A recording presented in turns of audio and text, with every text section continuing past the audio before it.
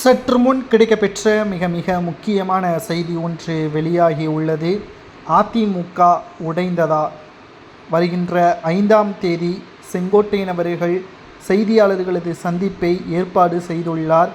அனைத்து உண்மைகளையும் வெளியிட உள்ளதாகவும், கோபிச்செட்டிப்பாளையத்தில் உள்ள அவரது அலுவலகத்தில் புதிதாக பெரியாரின் புகைப்படங்கள் போடப்பட்டுள்ளது. எடப்பாடி பழனிசாமி அவர்களுக்கு எதிராக ஒட்டுமொத்த எதிர்ப்புகளையும் வருகின்ற 5ஆம் தேதி செங்கோட்டையன் அவர்கள் தெரிவிப்பதன் மூலம் அதிமுக உடைந்ததா என்ற கேள்வியும் சமூக வலைதளங்களில் வைரலாக பரவி வருகிறது. செங்கோட்டையனுக்கும் எடப்பாடிக்கும் உள்ள பிரச்சனை என்ன, அதிமுக உடையுமா என்பதை தான் இந்த வீடியோவில் முழுமையாக தெளிவாக நாம் பார்க்க போகிறோம். அதாவது 2026 சட்டசபை தேர்தல் நடைபெறுவதற்கு இன்னும் 7 மாதங்கள் தான் இருக்கிறது. முதலில் அதிமுகவில் நடைபெறக்கூடிய குழப்பம், தொண்டர்கள் தலைமையின் பேச்சை கேட்கவில்லை. ஒரு கட்சி வெற்றியடைய வேண்டும் என்றால் அதற்கு 98% தொண்டர்கள் வேலை செய்தால் மட்டும்தான்.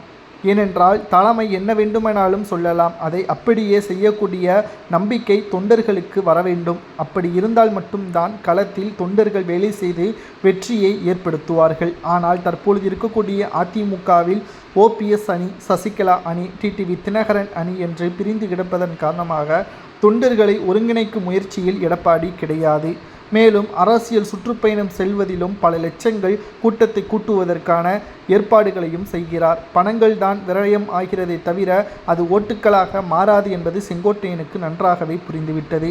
மிக முக்கியமாக நாம் பார்க்க வேண்டியது, கடந்த சில மாதங்களுக்கு முன்பாகவே அதிமுக பாஜக கூட்டணி உறுதி செய்யப்பட்ட நிலையில் அதிமுகவில் இருந்துதான் முதல்வர் வேட்பாளர் என்று பாஜக தலைவர் மற்றும் உள்துறை அமைச்சர் அமித்ஷா அவர்கள் தெரிவித்து வந்தார், எடப்பாடியின் பெயரை உச்சரிக்காமல். அதற்கு காரணம், செங்கோட்டையன் அவர்கள் தனிப்பட்ட முறையில் 2 முறை உள்துறை அமைச்சரையும் மத்திய நிதியமைச்சர் நிர்மலா சீதாராமனையும் சந்தித்ததும் குறிப்பிடத்தக்கது. ஆனால் கடந்த சில வாரங்களாகவே எடப்பாடி பழனிசாமி தான் முதல்வர் வேட்பாளர் என்பதை பாஜக அறிவித்தது.